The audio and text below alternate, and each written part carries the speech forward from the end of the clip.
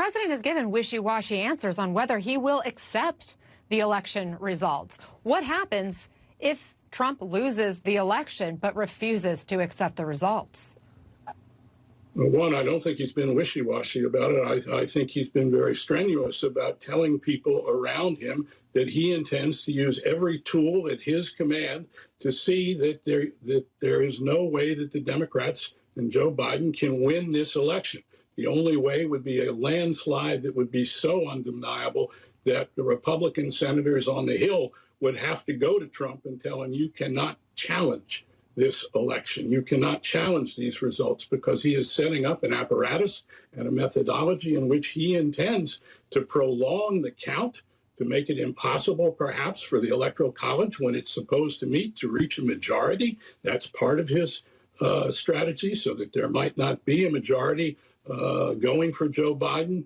And then the election would go to the House. But everything he is looking at, and I get some of this from Republicans on the Hill, who are terribly, terribly concerned about what they regard as the president's brush with unconstitutional and unthinkable acts to undermine the electoral process. And they are very, very worried about it. Many Republicans in the Senate who are trying to come together, several of them, maybe a dozen of them, to try and make a plan that if the president provokes a constitutional crisis, which they believe he will, they will try to find a way to let law and order and the Constitution prevail.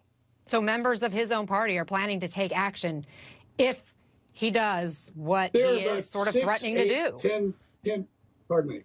Yes, there are about 6, 8, 10 members of the Senate. Republicans in the Senate are talking with each other about how to restrain what they regard as an out-of-control, almost madman, to use the term of one of those senators, who is determined to do anything to hold on to office, regardless of its legality, regardless of how far it crosses lines that are unthinkable in terms of authoritarianism.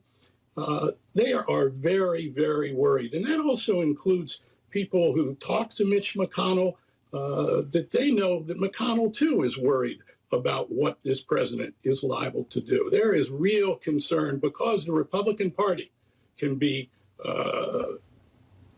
held responsible for his actions if they don't do something about his provocative acts to undermine the Constitution, if he goes as far in this scorched earth campaign as they fear he will, some of these senators.